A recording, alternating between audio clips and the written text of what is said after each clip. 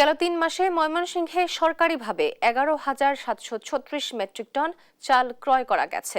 তবে ধান ক্রয় করা সম্ভব হয়নি। এ বিষয়ে বিস্তারিত জানাতে সরাসরি যুক্ত হচ্ছেন সহকর্মী ইলিয়াস আহমেদ। ইলিয়াস, তবে কি ধান সংগ্রহের লক্ষ্যমাত্রাতে পৌঁছাতে পারবে না সরকার? কি আছে তথ্য আপনার কাছে সর্বশেষ জানাবেন?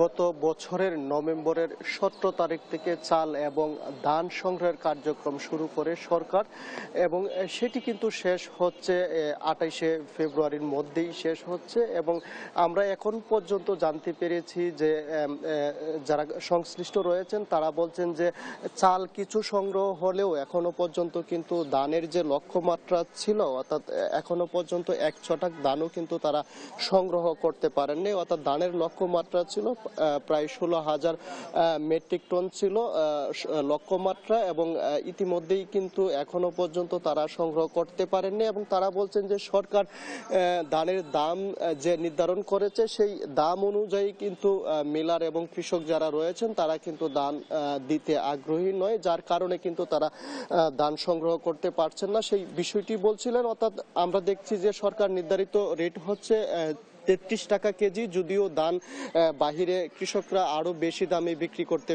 পারছেন, যার কারণেই কিন্তু সরকারিভাবে ধান ক্রয়ের যে লক্ষ্যমাত্রা ছিল সেটি কিন্তু কোনোভাবেই পূরণ হচ্ছে না। সেই বিষয়ের কারণেই কিন্তু এছাড়া চালের লক্ষ্যমাত্রা রয়েছে ময়মনসিংহ জেলায় প্রায় ৪০,০০০ মেট্রিক টন। ইতিমধ্যেই কিন্তু ১২,০০০ মেট্রিক টনের মতো চাল সংগ্রহ করা হয়েছে, এবং আগামী ১০ মার্চের মধ্যেই কিন্তু চাল সংগ্রহের যে লক্ষ্যমাত্রা সেটি কিন্তু শেষ হবে।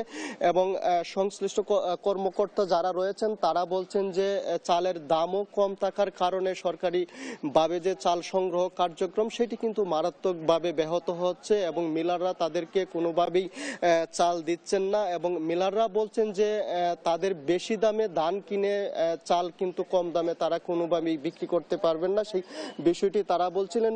যদিও কয়েকজন মিলার বলছেন যে তাদের লাইসেন্স টিকিয়ে রাখার জন্য তারা কিন্তু সরকারকে কম দামে চাল দিতেও কিন্তু বাধ্য হচ্ছেন, এতে কিন্তু তারা মারাত্মক ক্ষতির সম্মুখীন হচ্ছেন, সেই বিষয়টি মিলাররা বলছিলেন। এবং যারা সরকারি কর্মকর্তা অর্থাৎ জেলা খাদ্য নিয়ন্ত্রক রয়েছেন তাদের সঙ্গে আমরা কথা বলার চেষ্টা করেছিলাম। তারা বলছেন যে মিলারদেরকে তারা নানাভাবে বুঝিয়ে কিন্তু চাল সংগ্রহ করার চেষ্টা করছেন, এবং ধান সংগ্রহের যে আশাটুকু রয়েছে সেটি কিন্তু তারা একেবারেই বাদ দিয়ে দিয়েছেন, কারণ ধান সংগ্রহ কোনোভাবেই করা যাচ্ছে না। এবং যেহেতু বাহিরে অনেক দামে কিন্তু কৃষকরা তাদের ধান বিক্রি করতে পারছেন, যার কারণে কিন্তু সরকারি গুদামে তারা কিন্তু দাম দিচ্ছেন না, এবং সেই আশাটুকু বাদ দিয়ে কিন্তু তারা চাল সংগ্রহের দিকে কিছুটা মনোযোগী হয়েছেন। এবং তারা বলছেন যে যদিও চাল সংগ্রহের জন্য মিলার এবং সংশ্লিষ্ট কৃষক যারা আছেন তাদেরকে কিন্তু নানাভাবে বুঝিয়ে তারা কিছু চাল সংগ্রহ করার চেষ্টা করছেন, আর কৃষক এবং মিলাররা বলছেন যে তারা বাহিরে কিন্তু